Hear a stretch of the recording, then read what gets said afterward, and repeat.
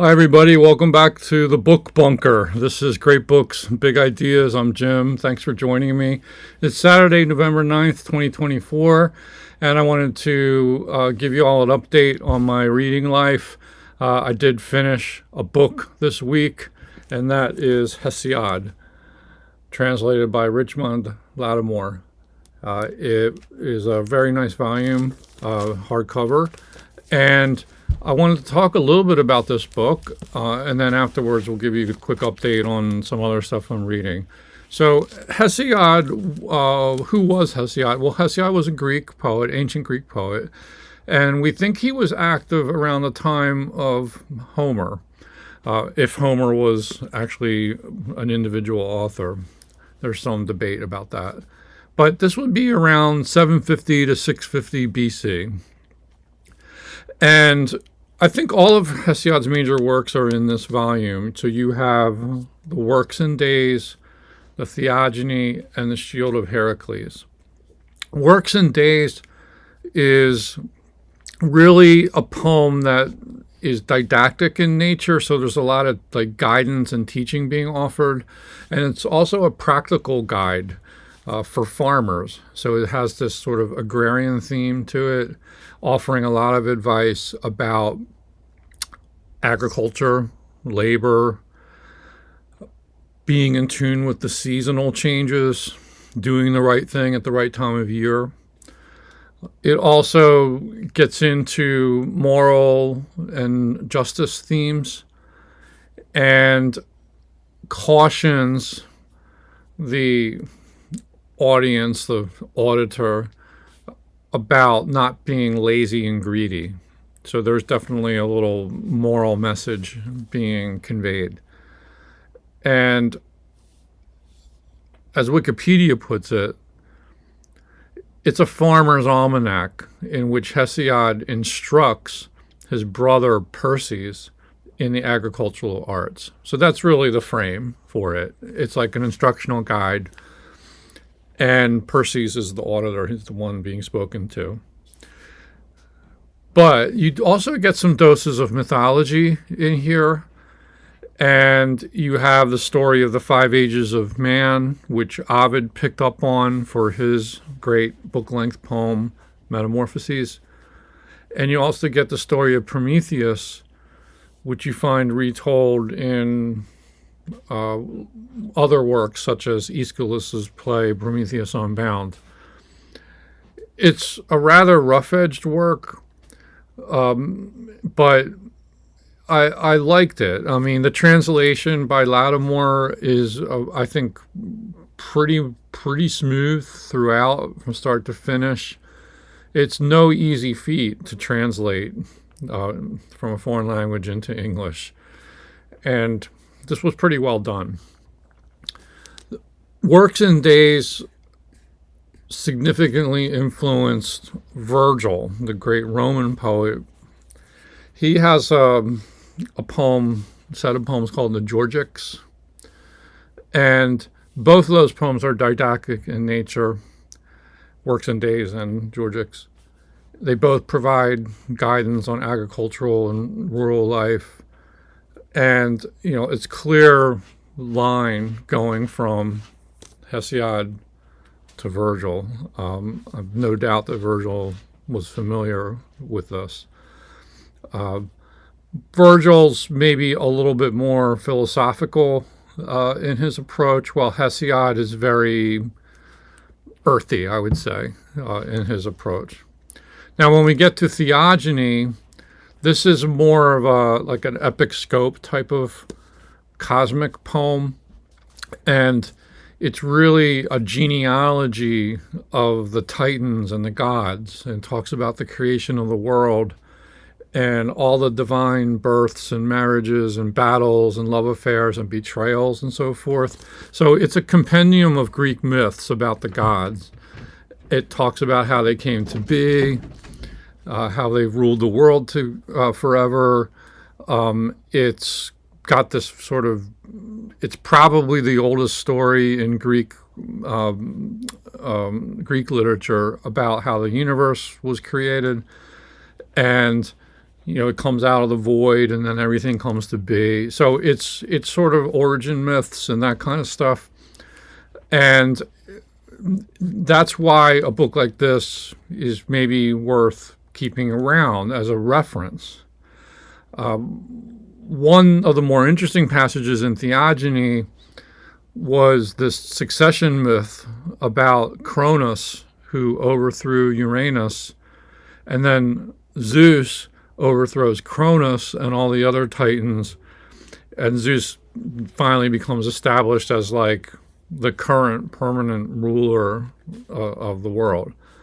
So that was all interesting. The other thing that's really nice about this particular edition is Richmond Lattimore includes like family tree charts, which is, this is not for the faint of heart, like keeping track of all these genealogies.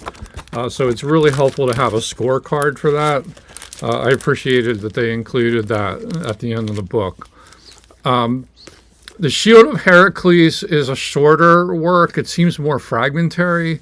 That was a work that was attributed to Hesiod during antiquity, and its subject is the expedition of Heracles, also known as Hercules, and Iolaus against Cycnus, the son of Ares. And he challenged Heracles to combat as Heracles was passing through the region of Thessaly.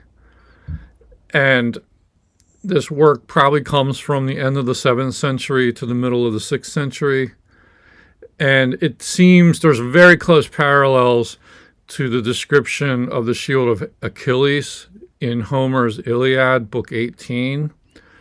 And then also later on, Virgil also takes a cue from both those descriptive passages in his Shield of Aeneas section in Book 8 of the Aeneid. And so what you get here is sort of descriptions of what's on the shield, and it's all sort of telling a story, so to speak. So all these descriptions are really remarkable instances of what we call ekphrastic poetry, or ekphrasis, poetry that describes and dramatizes works of art. So it was interesting on that score. But I would say probably of the 3 works in this book, I really liked the Works and Days probably the best. Theogony was a little hard to follow, but once you get into some of the stories and conflicts, it was pretty interesting. But the genealogies are difficult. But Theogony is really like fundamental stuff, so I find it to be a good reference work. But I thought it might be fun to read a little bit, give you a taste of what Hesiod sounds like in translation in this Richmond Lattimore translation. So I'm going to jump to the Works and Days. So let's have a look at this and see see what you think of it. So I'm just going to cut in here. We have kind of like this instruction going on between our narrator, let's say Hesiod, and Perses. So you, Perses, put all this firmly away in your heart, nor let that strife who loves mischief keep you from working as you listen at the meeting place to see what you can make of the quarrels. The time comes short for litigations and lawsuits, too short, unless there is a year's living laid away inside for you, the stuff that the earth yields, the pride of Demeter. When you have got a full burden of that, you can push your lawsuits, scheming for other men's goods. Yet you shall not be given another chance to do so. No, come, let us finally settle our quarrel with straight decisions, which are from Zeus, and are the fairest. Now, once before, we divided our inheritance, but you seized the greater part and made off with it, gratifying those barons who eat bribes, who are willing to give out such a decision. Fools all, who never learned how much better than the whole the half is. nor how much good there is in living on mallow and asphodel. For the gods have hidden and keep hidden what could be men's livelihood. It could have been that easily in one day you could work out enough to keep you for a year, with no more working. Soon you could have hung up your steering oar in the smoke of the fireplace, and the work the oxen and patient mules do would be abolished. But Zeus, in the anger of his heart, hid it away, because the devious-minded Prometheus had cheated him, and therefore Zeus thought up dismal sorrows for mankind. He hid fire, but Prometheus, the powerful son of Aias, stole it again from Zeus of the councils to give it to mortals. He hid it out of the sight of Zeus, who delights in thunder, in the hollow fennel stalk. In anger, the cloud-gatherer spoke to him, son of Aias, deviser of crafts beyond all others. You are happy that you stole the fire and outwitted my thinking, but it will be a great sorrow to you and to men who come after. As the price of fire, I will give them an evil, and all men shall fondle this, their evil, close to their hearts, and take delight in it. So spoke the father of gods and mortals, and laughed out loud. He told glorious Hephaestus to make haste and plaster earth with water, and to infuse it with a human voice and vigor, and make the face like the immortal goddesses, the bewitching features of a young girl.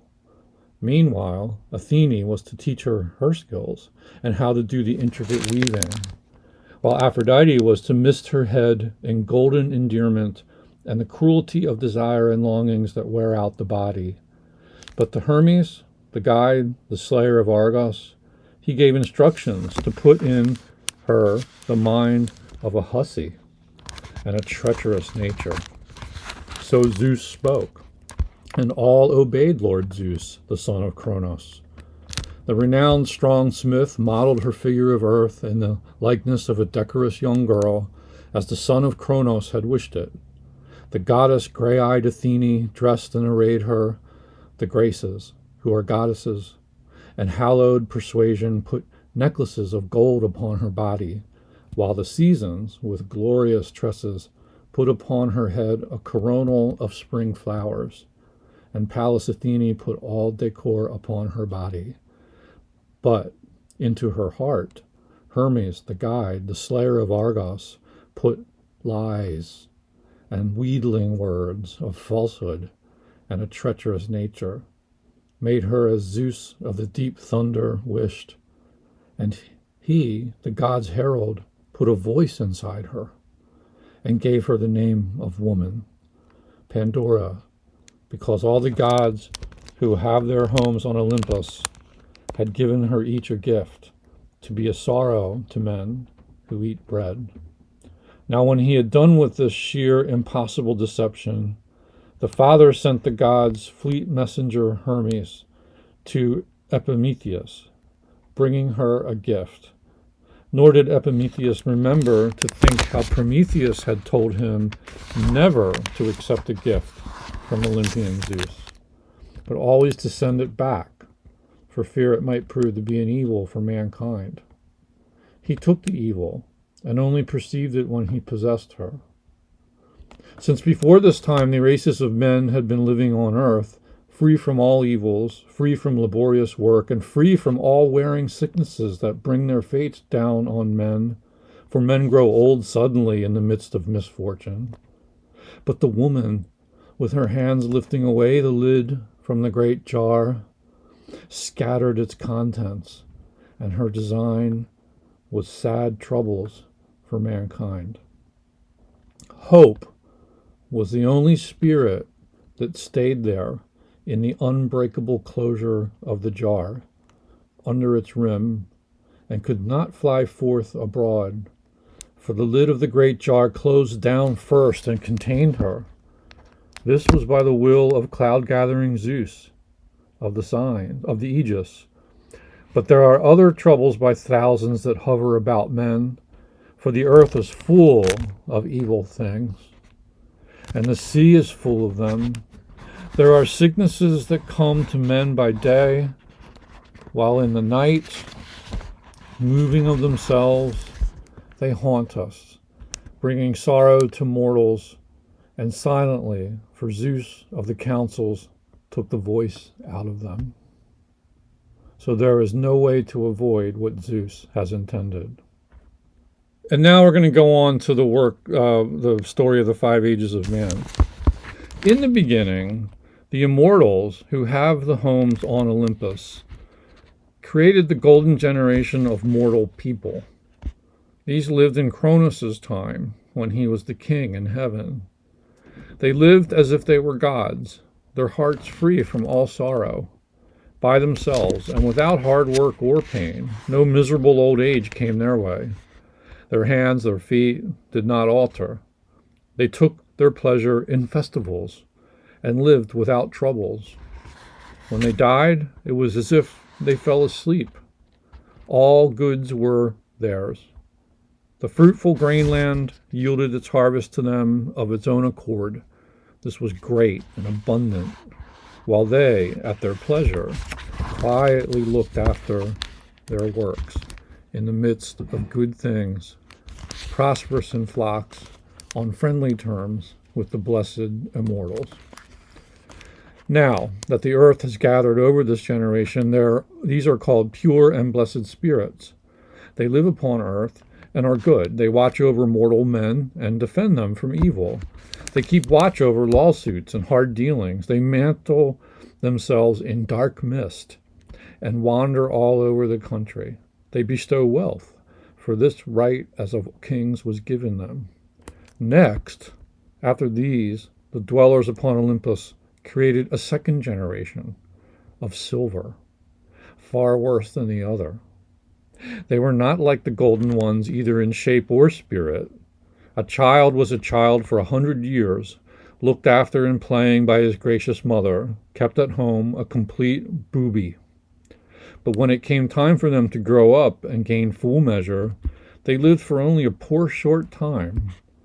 By their own foolishness they had troubles, for they were not able to keep away from reckless crime against each other, nor would they worship the gods, nor do sacrifice on the sacred altars of the blessed ones, which is the right thing among the customs of men. And therefore Zeus, son of Cronus, in anger engulfed them, for they paid no due honors to the blessed gods who live on Olympus. But when the earth had gathered over this generation also, and they too are called blessed spirits by men, though under the ground and secondary, but still they have their due worship, then Zeus the Father created the third generation of mortals, the age of bronze. They were not like the generation of silver. They came from ash spears. They were terrible and strong. And the ghastly action of Ares was theirs, and violence. They ate no bread, but maintained an indomitable and adamantine spirit. None could come near them. Their strength was big, and from their shoulders the arms grew irresistible on their ponderous bodies. The weapons of these men were bronze, of bronze their houses, and they worked as bronze smiths. There was not yet any black iron. Yet even these, destroyed beneath the hands of each other, went down into the moldering domain of cold Hades, nameless, for all they were formidable. Black death seized them, and they had to forsake the shining sunlight.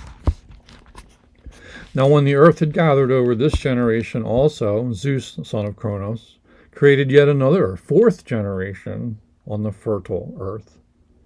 And these were better and nobler, the wonderful generation of hero men, who are also called half-gods, the generation before our own on this vast earth. But of these two, evil war and the terrible carnage took some by seven-gated Thebes, in the land of Cadmos, as they fought together over the flocks of Oedipus. Others, war had taken in ships over the great gulf of the sea. War had, where they also fought for the sake of lovely-haired Helen. There, for these, the end of death was misted about them. But on others, Zeus, son of Cronos, settled a living and a country of their own, apart from humankind, at the end of the world. And there they have their dwelling place, and hearts free of sorrow in the islands of the blessed, by the deep swirling stream of the ocean, prospering heroes, on whom in every year 3 times over the fruitful grain land bestows its sweet yield. These live far from the immortals, and Cronos is king among them, for Zeus, father of gods and immortals and mortals, set him free from his bondage, although the position and the glory still belong to the young gods. After this, Zeus of the wide brows established yet one more generation of men, the 5th, to be on the fertile earth. And I wish that I were not any part of the 5th generation of men, but had died before it came, or been born afterward. For here now is the age of iron. Never by daytime will there be an end to hard work and pain, nor in the night to weariness, when the gods will send anxieties to trouble us. Yet here also there shall be some good things mixed with the evils. But Zeus will destroy this generation of mortals also, in the time when children, as they are born, grow gray on the temples, when the father no longer agrees with the children, nor children with their father, when guest is no longer at one with host, nor companion to companion, when your brother is no longer your friend, as he was in the old days. Men will deprive their parents of all rights as they grow old, and people will mock them too, babbling bitter words against them harshly and without shame in the sight of the gods. Not even to their aging parents will they give back what once was given. Strong of hand, one man shall seek the city of another. There will be no favor for the man who keeps his oath. For the righteous and the good man, neither men shall give their praise to violence and the doer of evil. Right will be in the arm. Shame will not be. The vile man will crowd his better out and attack him with twisted accusations and swear an oath to his story. The spirit of envy, with grim face and screaming voice, who delights in evil, will be the constant companion of wretched humanity.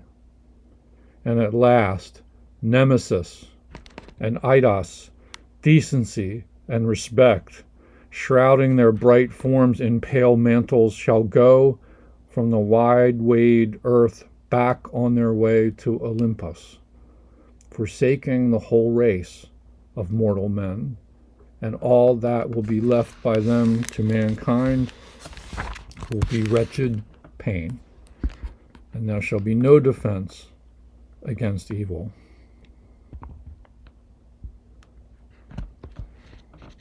And I want to read one more short passage, just a few lines down the page from here, and again, addressing Perses. This is a little bit of the didactic part of Hesiod, where he's giving some instruction about justice. But as for you, Perses, listen to justice. Do not try to practice violence. Violence is bad for a weak man. Even a noble cannot lightly carry the burden of her. But she weighs him down when he loses his way in delusions.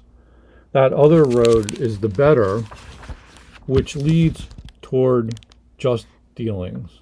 for justice wins over violence as they come out in the end. The fool knows after he's suffered. The spirit of oath is one who runs beside crooked judgments.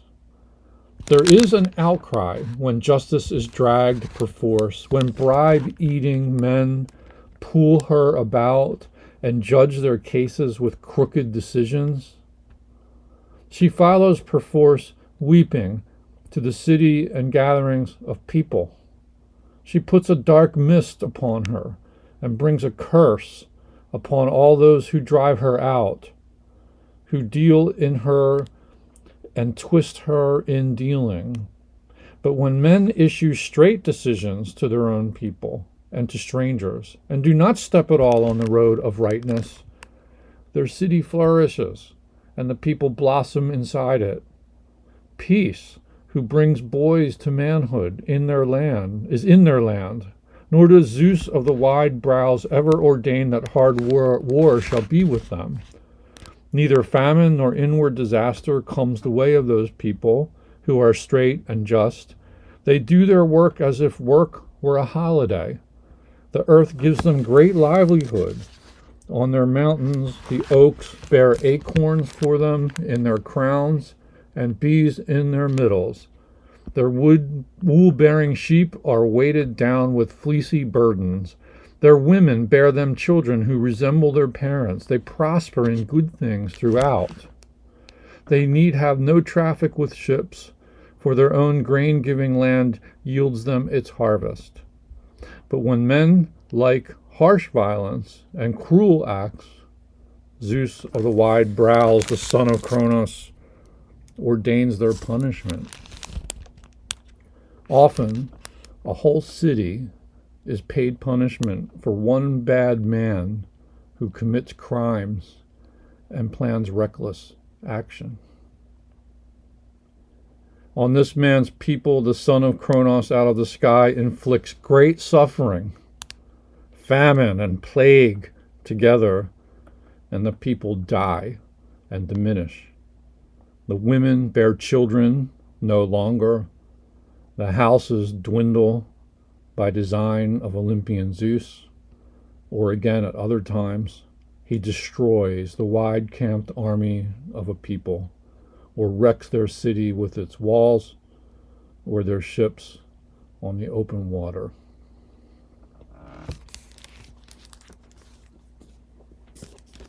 It's good stuff. Okay, so just to wrap up, what else have I been reading? I've been making some headway in Parable of the Sower by Octavia Butler. I'm really starting to enjoy that book. It's definitely kind of like a dark dystopian near future. Actually, it's set in our current present, like 2025, 2024, 2025, and moving forward. I like the style of like the narrator. She's writing journal entries and she's sort of just observing what's happening in her family and her community, which is really kind of like this walled off, gated community. And it's a very dangerous world in that near future LA. We'll see where it goes, but I am picking it up with regularity now and sort of reading 2-3 chapters at a time. So yeah, more on that later. I did find the first Redwall book from my daughter's collection, and I think I read just like the little introduction to it. So, but I'm going to try it. I'm going to try Redwall, and by Ryan Jacques. So that hopefully will be fun. And I'm still sort of dipping into Finnegan's Wake. I'm getting close to the 50% mark through the ebook. I was dipping into some Montaigne and Emerson, just sort of like fishing around, looking at like essays here and there. Nothing particularly grabbed me currently, even though those are favorite authors. Sometimes like it just doesn't strike you at the moment to be anything you want to pursue right now. But we'll see with that. And also the James Thurber book that I mentioned. And that I started reading that. I'm just in like the first little short piece there. I don't have it to show to you right now. Maybe next update I'll show it. But that's a short book, and I'm liking Thurber's style right now. I have never really spent much time with Thurber, so I'm pretty certain I will smoke through that book pretty quickly. And thanks to the viewer who commented and recommended that. I forget which one of you it was, but yeah, I think the Thurber is going to work out. So lots of other stuff on the stove, but this update has gone on long enough. And oh, I'm glad the cat kind of entered the picture here. This is Hawk. Yeah, he's been lurking during the whole reading here. I think he likes Hesiod. He is definitely a fan. And yeah, we'll see. We'll see how that goes. But I think he's probably hungry too. How you doing, baby? All right, folks. Thanks for watching. Keep your spirits up, hang in there, and we'll see you with another video very soon, I hope. Bye-bye.